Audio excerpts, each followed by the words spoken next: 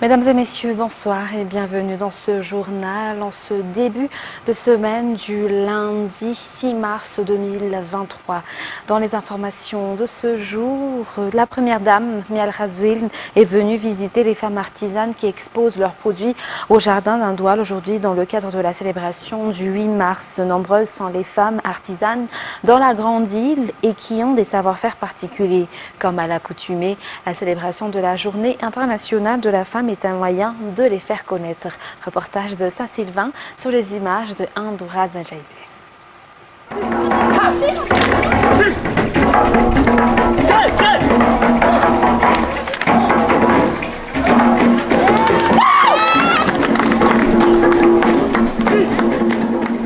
Même si le temps était pluvieux aujourd'hui, l'accueil de la première dame Mial Razouil ici au jardin d'Indoual a été chaleureux. Elle est l'initiatrice de cet événement qui est la transformation de ce jardin d'Indoual en lieu de rencontre des femmes artistes, des artisanes qui vivent de leur savoir-faire. Diverses créations qui font la renommée de Madagascar dans le monde sont vues ici. À commencer par les décorations de maison, en passant par les ustensiles de cuisine jusqu'aux tissus et autres accessoires de mode. Les savoir-faire de ces femmes malagasy sont fascinants et intéressants.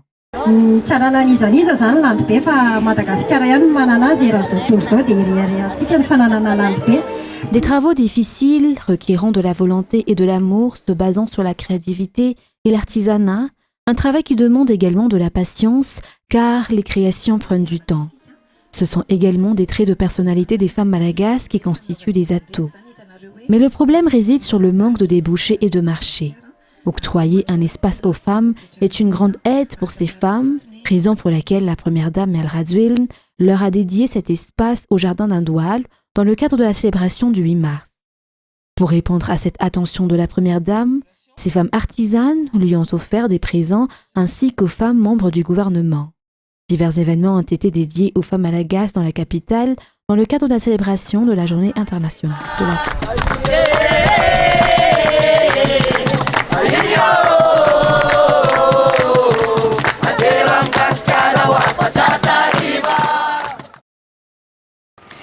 Et les femmes au sein de l'association Miavtse, issue des 23 régions de Madagascar, ont participé à un concours de cuisine au jardin d'Anous. La première dame, Mial Razouil, est venue visiter leur création culinaire et octroyer des lots aux gagnantes aujourd'hui.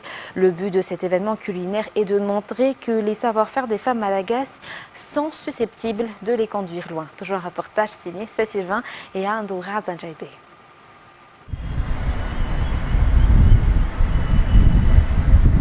Ici, au jardin d'Anous, c'est la cuisine des femmes de l'association Miavtse, issue des 23 régions de Madagascar. Il y a 4 jours de cela, elles étaient au palais d'Yavlou pour y suivre des formations sur la cuisine et la pâtisserie. Et aujourd'hui, elles ont participé à un concours organisé par l'association Fiti, menée par la première dame Mial Razouil. Un concours inédit pour détecter leur savoir-faire.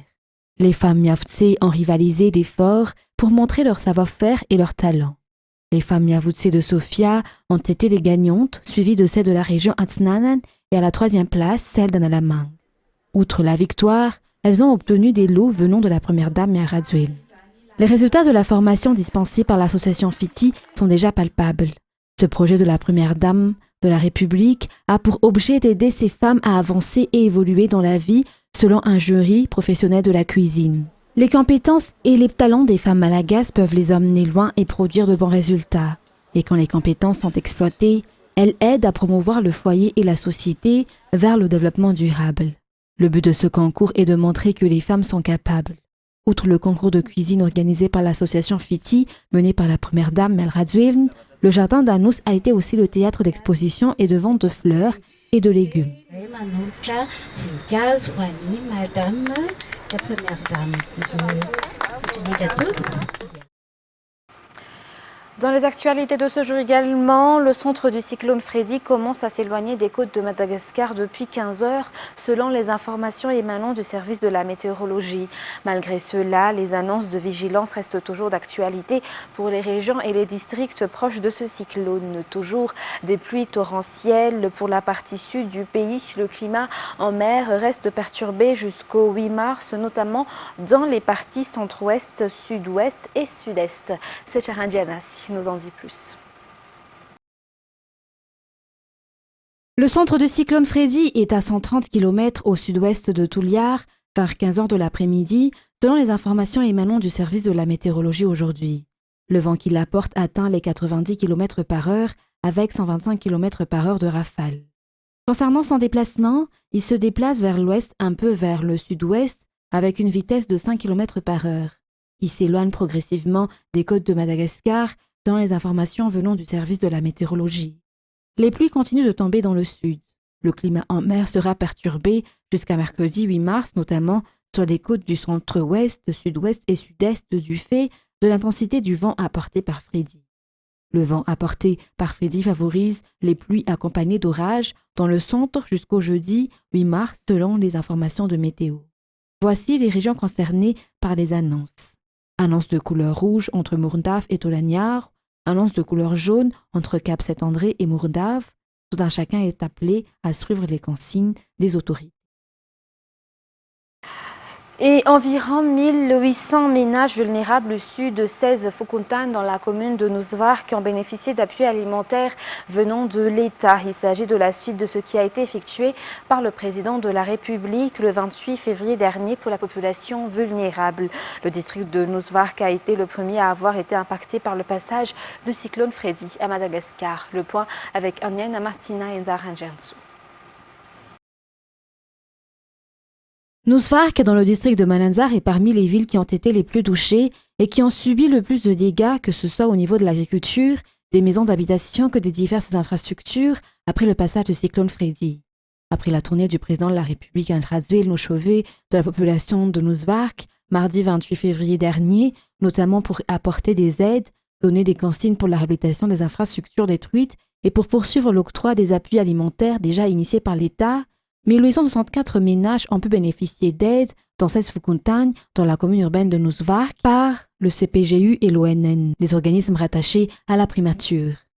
C'est à travers des services d'assurance concernant la gestion des risques et des catastrophes naturelles dans le programme African Risk Capacity, ou ARC, qui a été octroyé au gouvernement malagasy, que ces aides et appuis alimentaires ont pu avoir lieu. Outre ceux de la commune de Nousvark, 2500 ménages issus de 3 autres communes, à savoir Ambaye, Ambunsar et Andar, ont pu bénéficier de ces appuis alimentaires.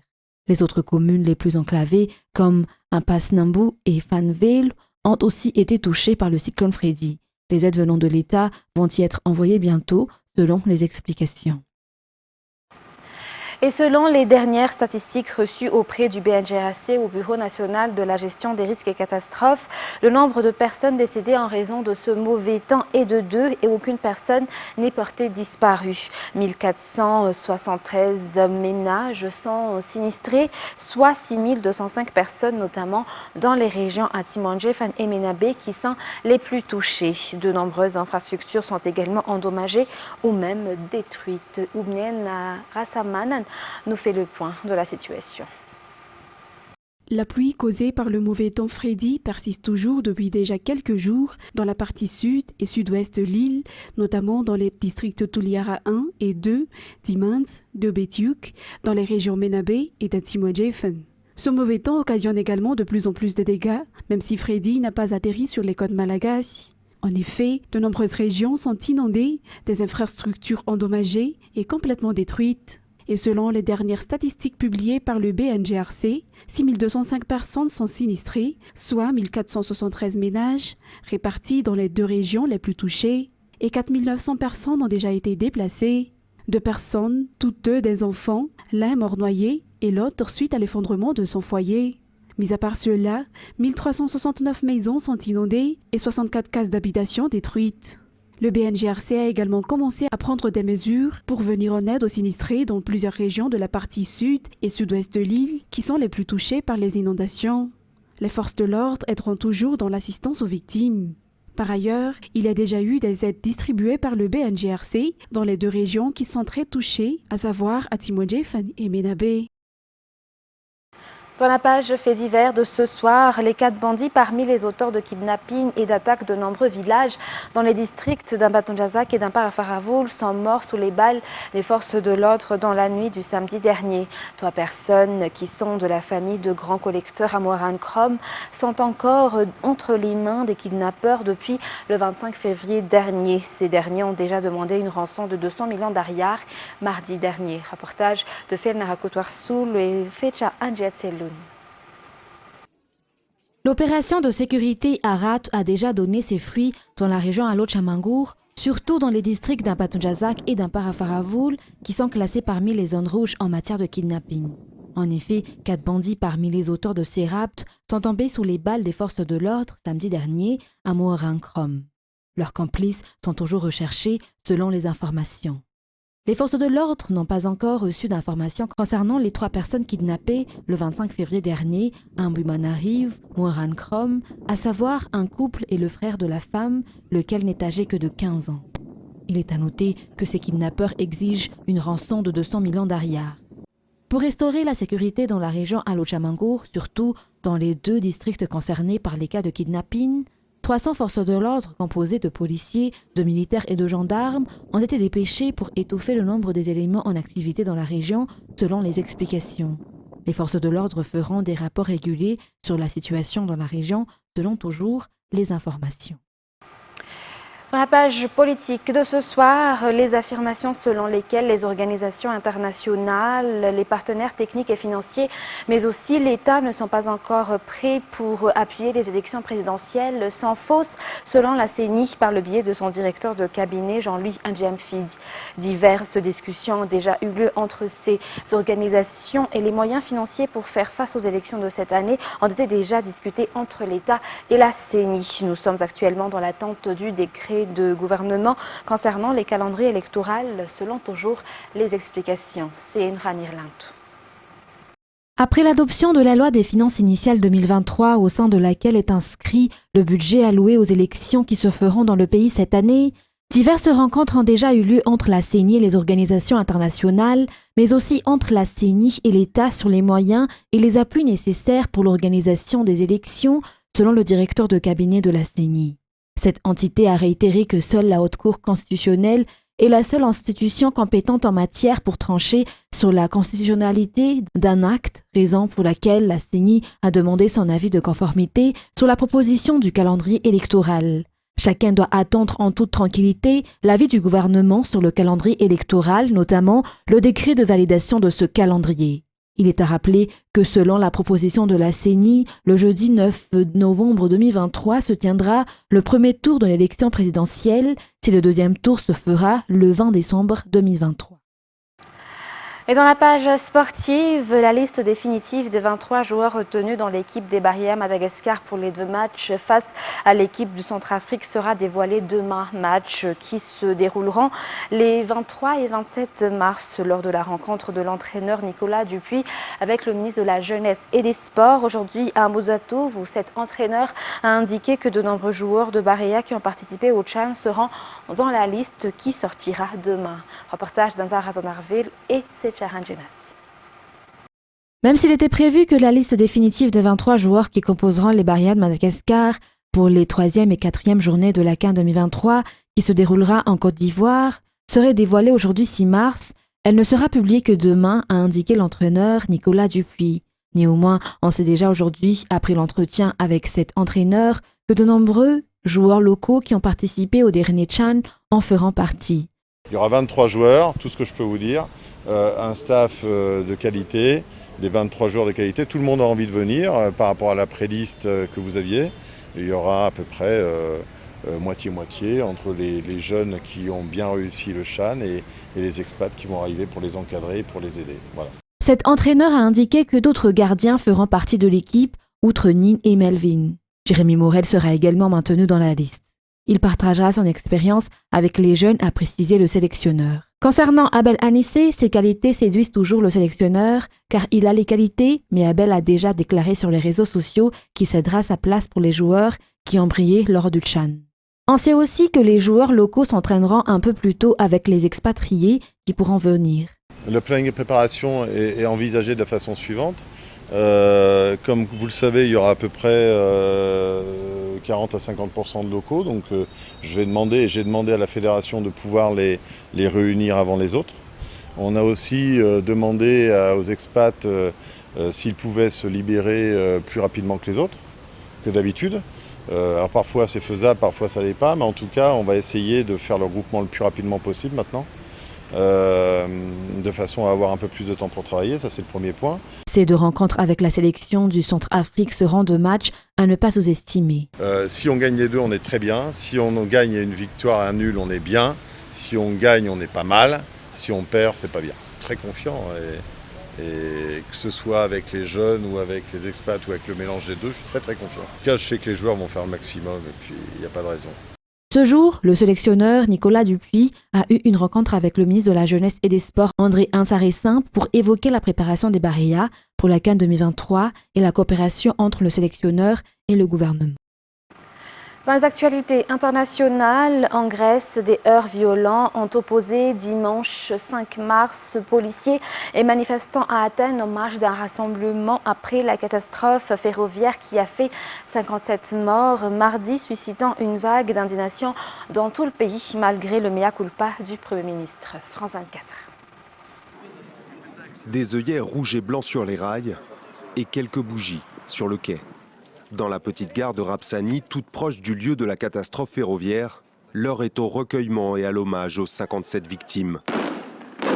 Au même moment à Athènes, c'est l'explosion de colère chez des manifestants qui réclament des comptes au gouvernement. Malgré nos avertissements répétés, les responsables ont fait preuve d'une indifférence criminelle. Ils ont ignoré nos demandes sur les systèmes de sécurité et c'est ce qui a conduit à ce tragique accident. Alors que l'enquête se poursuit, le chef de la gare la plus proche de l'accident a reconnu devant un juge d'instruction sa responsabilité. Plus tôt dans la matinée, le Premier ministre, sous le feu des critiques, assure qu'il est impossible de se cacher derrière l'erreur d'un seul homme.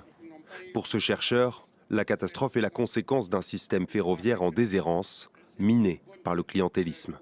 Je pense que les gouvernements ont de lourdes responsabilités parce qu'ils n'ont pas osé, ou même parce que le parti participait aussi à cette exploitation clientéliste de possibilités de placer des personnes qu'ils souhaitaient dans des positions où il y avait beaucoup de privilèges.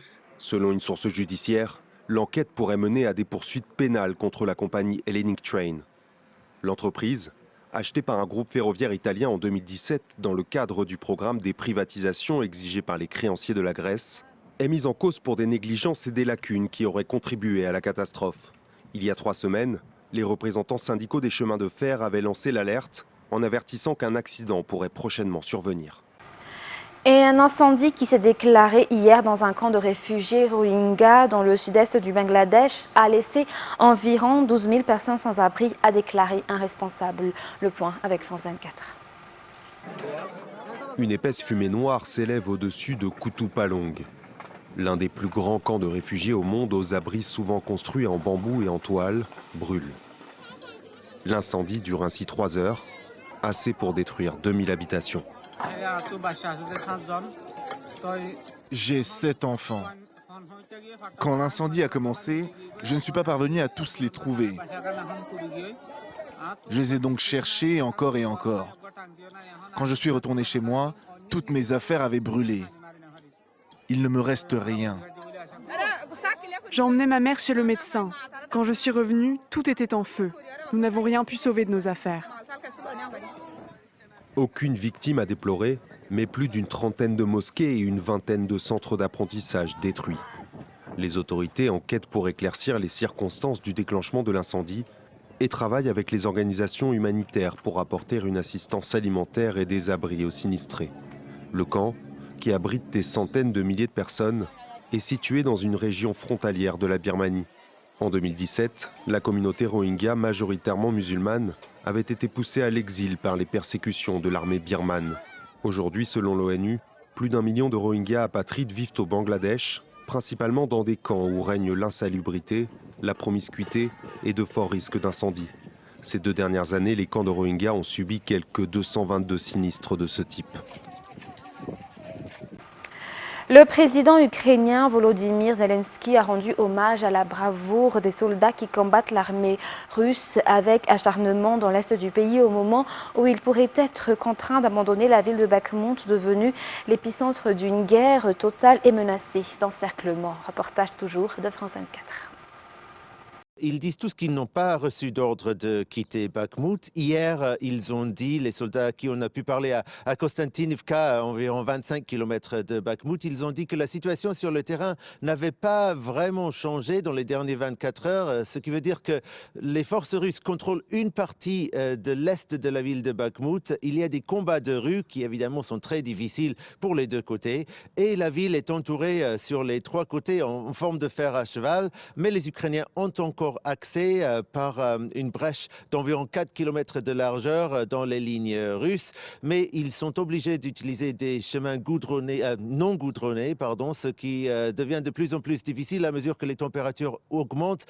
C'est presque arrivé déjà au moment, selon un soldat à qui on a parlé, que seulement les véhicules à cheville, les chars, etc., à chenilles, peuvent passer. Pour les véhicules à roues, ça devient risqué. Je ne sais pas si les Ukrainiens vont arriver à améliorer la situation, peut-être reprendre le contrôle d'une route goudronnée, mais ça c'est quelque chose qui est forcément pris en considération quand les Ukrainiens décident si ils peuvent ou non continuer à garder la ville. Ils disent tout de même que la boue pose des problèmes peut-être plus important encore pour l'attaquant et c'est peut-être aussi pour cela qu'il reste déterminé à essayer de garder Bakhmout. Mais maintenant, ils disent librement qu'il est possible qu'ils vont devoir quitter Bakhmout, se retirer de cette ville, mais ils insistent qu'aucune décision n'a été prise pour le moment. Je rajouterai aussi que une grande partie des soldats à qui on a parlé étaient visiblement extrêmement fatigués et stressés par leurs expériences. Sur ce, mesdames et messieurs, c'est la fin de ce journal. Nous vous remercions de votre attention. N'oubliez pas, dans quelques instants, votre série Scandale. Sur ce, très bonne continuation et très bonne soirée sur Viva. Au revoir.